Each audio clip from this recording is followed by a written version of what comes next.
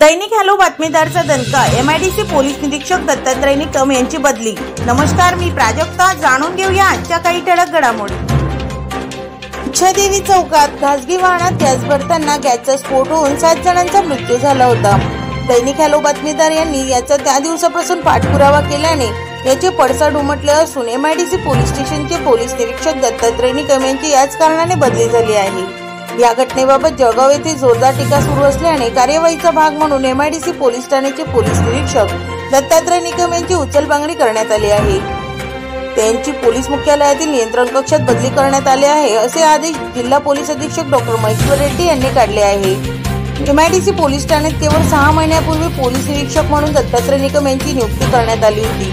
त्यानंतर गेल्या महिन्यात इच्छादेवी चौकात खासगी वाहनात गॅस भरताना अवैध गॅस भरणा केंद्रावर टाकीचा स्फोट होऊन 11 जण गंभीर भाजले होते।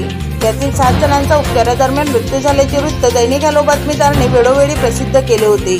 घटनेचे गांभीर्य लक्षात घेता पूर्ण जळगाव जिल्ह्यात याबाबत पडसाद उमटले व सर्वत्र एकच चर्चा सुरू होती। त्यामुळे दत्तात्रय निकम यांची नियंत्रण कक्षात बदली करण्यात आल्याचे सांगण्यात येत आहे। या घटनेविषयी दैनिक हॅलो बातमीदारचा कार्यकारी संपादक यांनी घटना घडली त्या दिवसापासून पाठपुरावा केल्याने परंतु आचारसंहिता लागू असल्याने दत्तात्रय निकम यांची बदली होऊ शकली नाही, असे पोलीस महानिरीक्षक यांनी सांगितले। पण आज आचारसंहिता संपताच त्यांची बदली करण्यात आली। घटना घडली त्यावेळी विधानसभा निवडणुकीची आचारसंहिता होती। आचारसंहिता संपताच बदलीविषयी हालचाली गतिमान झाल्या होत्या। अखेर शनिवारी 7 डिसेंबर रोजी पोलीस निरीक्षक दत्तात्रय निकम यांच्या बदलीचे आदेश काढण्यात आले।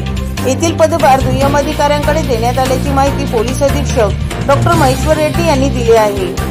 मी प्राजक्ता तायडे, दैनिक हॅलो बातमीदार, जळगाव।